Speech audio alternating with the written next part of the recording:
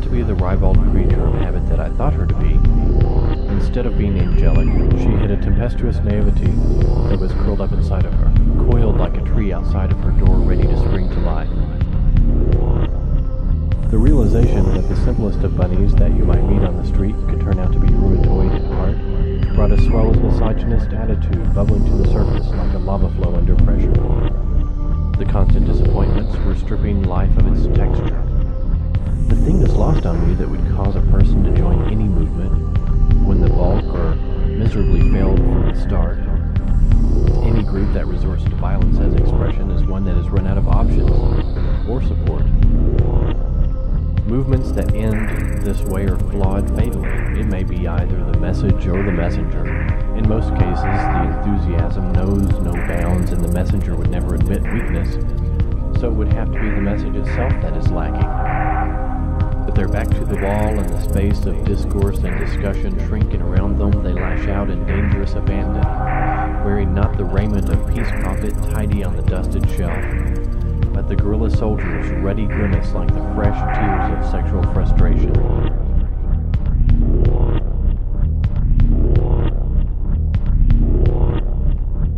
To pacify the New Thought terrorist in definition, the accepted separated sides perform their own type of judicious terrorism with the debate of words, altered slightly by a degree of meaning, but the words are a concave cavity that has no room for new phrases or points of view.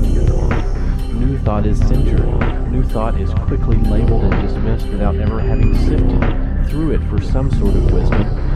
New thought is perilous and cannot sit at the adult table. It cannot enter the discussion because it lacks the proper words. Movements that end this way are flawed fatally. It may be either the message or the messenger.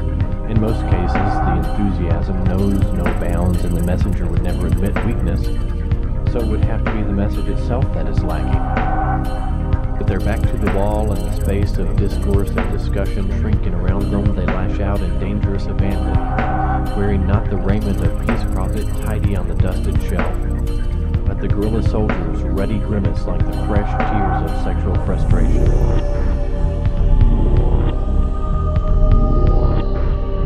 The splash of red dye is a statement that furs murder on the soundbite segment of pre-digested news, kook, anarchist, meddlers, one and all, because there is not enough opinion for their cause in a democracy where majority rules, and they pull out the tactics and maneuvers to make themselves heard from a bullhorn instead of a pulpit or rostrum of civilized deliberation.